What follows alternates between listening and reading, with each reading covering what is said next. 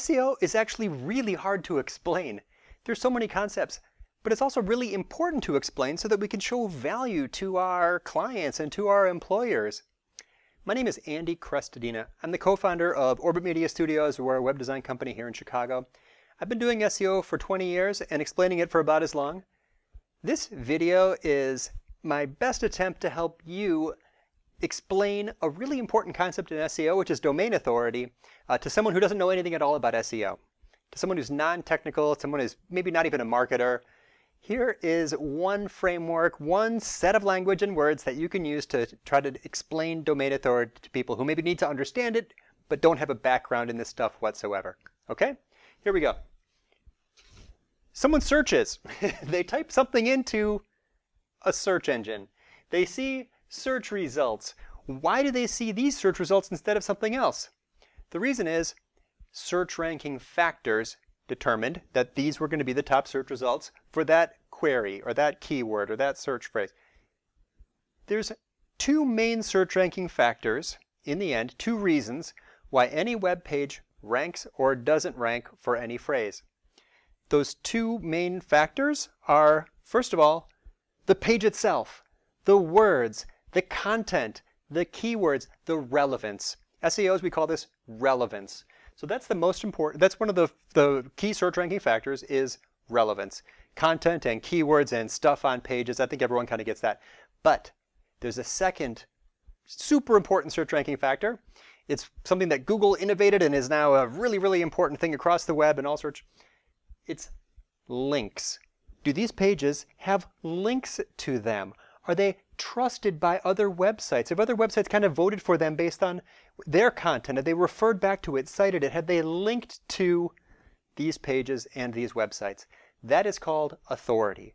So the two main search ranking factors are relevance and authority. Therefore, the two main types of SEO are on-page SEO, creating content, and off-site SEO, PR, link building, and authority. Okay? Because links basically are trust. Web page, links to web page, that's kind of like a vote. That's a vote of confidence that's saying that this web page is probably credible, probably important. Okay? So links are credibility.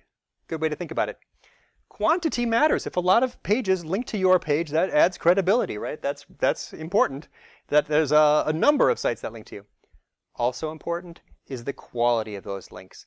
Links from sites that they themselves have many links to them are worth much more. So links from authoritative websites are more valuable than just any other link. It's the quantity and the quality of links to your website or links to your page that has a lot to do with whether or not you rank when people search for a related key phrase. Right? If a page doesn't rank, it's got one of two problems almost always. It's either not a great page on the topic, or it's not a page on a site that is trusted by the search engine because it hasn't built up enough authority from other sites, related sites, media sites, other sites in the industry. The algorithm, the name for this stuff, originally in Google was called PageRank. Capital P, capital R, one word, PageRank, not web page, not search results page, but named after Larry Page, the guy who kind of came up with this, right? One of the co-founders at Google. PageRank was a number, 1 through 10, that we all used to kind of know. It was visible in this toolbar that we used back in the day.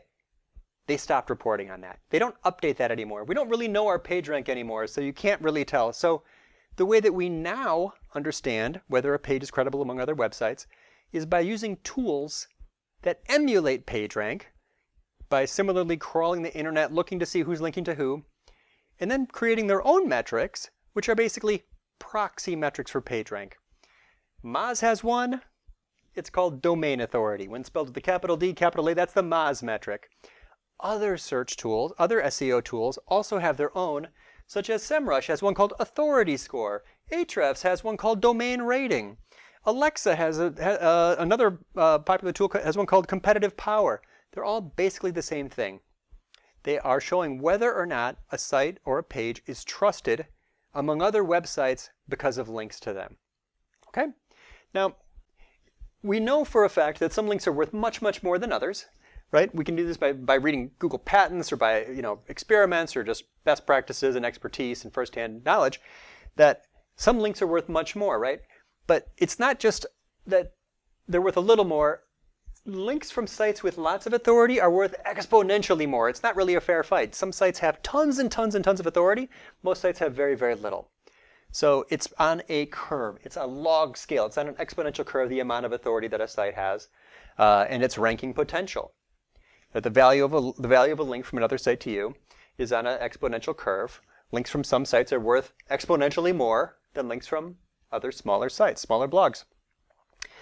These are quantifiable within these tools like Moz, tools that emulate the PageRank metric. And what they can do is look at all of the pages that rank for a phrase, look at all the authority of all of those sites and all those pages, and then average them to show the likely difficulty of ranking for that key phrase. The difficulty would be more or less the average authority of the other pages that rank compared to the authority of your page, and then determine whether that's a page that you actually have a chance of ranking for or not. This could be called something like keyword difficulty. I searched for baseball coaching using a tool. I used Moz, and I found that the difficulty for that key phrase was something like 46 out of 100. In other words, your page has to have about that much authority to have a chance of ranking for that phrase. Right? There's a subtle difference between page authority and domain authority, but we're going to set that aside for now. Squash coaching, wow, different sport. Less popular sport, less content, less competitive phrases ranking for that key phrase. Wow, squash coaching, much less competitive. The difficulty for that was only 18.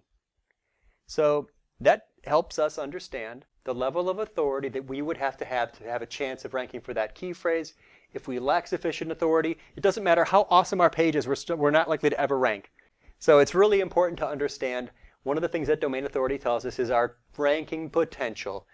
Are we sufficiently trusted to be able to target that key phrase and potentially rank for that? That's the first thing that the domain authority defines, measures, shows. The second thing that it shows, which I mentioned a second ago, is the value of a link from another site to us.